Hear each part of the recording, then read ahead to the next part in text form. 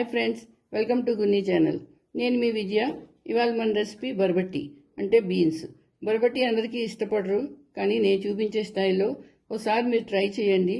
పిల్లలు కాదు, పెద్దవాళ్ళు కూడా ఇష్టపడతారు. అంత బాగుంటుంది. ఇందులో ప్రోటీను, ఫైబర్ క్వాంటిటీ ఎక్కువ ఉంటుంది కాబట్టి పెరిగే పిల్లలకి చాలా అవసరం.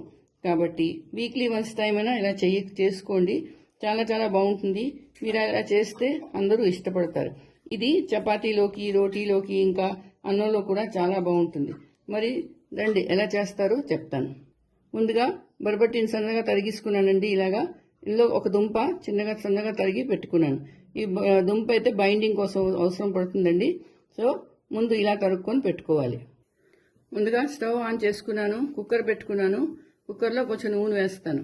కుక్కర్లో వేస్తే మనకి టైం చాలా సేవ్ అవుతుందండి, చాలా వేగం అయిపోతుంది. ఇది చూసారా, ఇందులో పెట్టుకున్నాను. ఇప్పుడు నూనె కొంచెం వేడెక్కింది. ఇందులో స్పూను జీలకర్ర వేసాను. జీలకర్ర కొంచెం వేడెక్కాలి. జీలకర్ర వేడెక్కిపోయిందండి, చిట్పట్లు ఆడిపోయింది, వేగిపోయింది. ఇప్పుడు ఇందులోని సన్నగా తరిగిన ఉల్లిపాయలు వేసుకున్నాను. ఉల్లిపాయలు కొంచెం వేగాలి. వేగిన తర్వాత అందులోని ఒక హాఫ్ స్పూన్ అల్లం వెల్లుల్లి పేస్ట్ ఇది వేసుకోవాలి. ఉల్లిపాయలు కొంచెం ఎర్రగా అవ్వాలండి, వేగాలి. ఉల్లిపాయలు వేగేయండి. ఇప్పుడు ఇందులోని హాఫ్ స్పూన్ పసుపు, హాఫ్ స్పూన్ ఉప్పు మరి ఎక్కువ వేయకూడదు, మనకి ఎంత కావాలో అంత వేసుకోవచ్చు. తర్వాత హాఫ్ స్పూన్ కారం నేను కొంచెం తక్కువ తింటాను, అందుకని కారం తక్కువ వేస్తున్నాను. మీకు కావలిస్తే మీరు కొంచెం ఎక్కువ వేసుకోండి. అలాగే చెంచా ధనియాల పొడి, తర్వాత గరం మసాలా, హాఫ్ స్పూన్ గరం మసాలా ఇవి వేసుకొని వేయించుకోవాలి. ఎక్కువసేపు వేయించకూడదు, ఎందుకంటే మసాలాలు మాడిపోతాయి. ఇప్పుడు ఏం చేస్తా ఉంటే టమాటాలు 2 టమాటాలు నేను మిక్సీలో గ్రైండ్ చేసి పెట్టుకున్నాను, అది వేసేస్తాను. వేసుకొని ఇది కలుపుకోవాలి. ఇది మసాలా రెడీ అవుతుందండి. చూడండి, ఇప్పుడు కొంచెం జీలకర్ర పొడి, హాఫ్ స్పూన్ జీలకర్ర పొడి కూడా వేసుకోవాలి. కలుపుకొని మసాలా వేపాలి. చూడండి, మసాలాలోని నూనె వదిలేస్తున్నది, అంతవరకు వేయించుకోవాలి. ఎక్కువ టైం పట్టదు, వేగం అయిపోతుంది. ఇదిగో చూసారా. ఇప్పుడు ఇందులోని కడిగి పెట్టిన బర్బట్టి దుంపలు ఇవి వేసేయాలి. వేసి బాగా కలుపుకోవాలి. ఇప్పుడు కొంచెం నీళ్ళు పోయాలి. మరీ ఎక్కువ అక్కలేదు, కొంచెం నీళ్ళు పోయాలి, అది ఉడకడం కోసం. మరి ఎక్కువ పోసారంటే పలుచగా అయిపోతుంది కూర.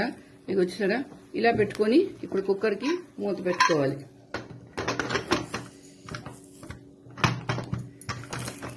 పెట్టుకొని 2 సీటీలు వచ్చే వరకు ఉడకపెట్టుకోవాలి.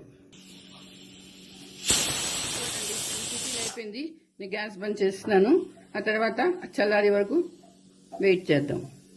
కుక్కర్ చల్లారిందండి, అది ఇప్పి చూద్దాము. ఇదిగో సరే, ఉడికిపోయింది, చాలా బాగా ఉడికిపోయింది, మెత్తగా అయిపోయింది. ఇదిగో ఇది చాలా చాలా బాగుంటుందండి. రోటీలోకి, చపాతీలోకి, అన్నంలోకి, దేంట్లోకైనా బాగుంటుంది. నేను ఇంకొక మాట చెప్తాను మీకు. ఒకవేళ ఇందులో నీళ్ళు ఎక్కువ అయిపోయాయి అనుకోండి, మీరేం చేస్తారంటే గోధుమ పిండి, మనం రోటీలు చేసుకుంటాం కదా, ఆ గోధుమ పిండి ఓ చెంచాన్నర జల్లండి. జల్లేసి కలిపితే ఆ థిక్నెస్ వచ్చేస్తుంది. వాటరీగా ఉంటుంది కదా కూర, అది లేకుండా కొంచెం థిక్గా అయిపోతుంది. ఇప్పుడు దీన్ని నేను బౌల్లోకి తీసుకుంటాను. చూడండి, ఇలా వస్తుంది కూర. ఎంత బాగుందో చూసారా. దీని మసాలా కూడా ఎంత బాగుంది, ఎర్రగా కలర్ కూడా ఎంతో బాగుంది. రండి, దీన్ని ఇప్పుడు నేను బౌల్లోకి తీసుకుంటాను. బౌల్లోకి తీసుకున్నానండి. ఇప్పుడు దీని మీద కొత్తిమీర వేసుకుంటాను. కొత్తిమీరతో గార్నిష్ చేసుకుంటే ఇది చాలా బాగుంటుంది. అలాగే ఉల్లిపాయలు, రౌండ్గా తరిగిన ఉల్లిపాయలు, ఒక టమాటా వేసుకున్నారనుకోండి, ఇదిగోటండి మన బర్బట్టి కూర రెడీ అయిపోయింది. ఇది చాలా బాగుంటుంది, చాలా టేస్టీగా ఉంటుంది, తక్కువ టైంలో కూడా అయిపోతుంది. మరి మీరు చేసుకోండి, అందరికీ పెట్టండి. కమెంట్ చేసి చెప్పండి ఇది ఎలా ఉంది. నా వీడియో నచ్చిందా? నచ్చితే తప్పకుండా నా వీడియోకి సబ్స్క్రైబ్ చేయండి. అలాగే లైక్, షేర్ కూడా చేయండి. మళ్ళీ ఇంకో వీడియోతో కలుస్తాను. అంతవరకు సెలవు.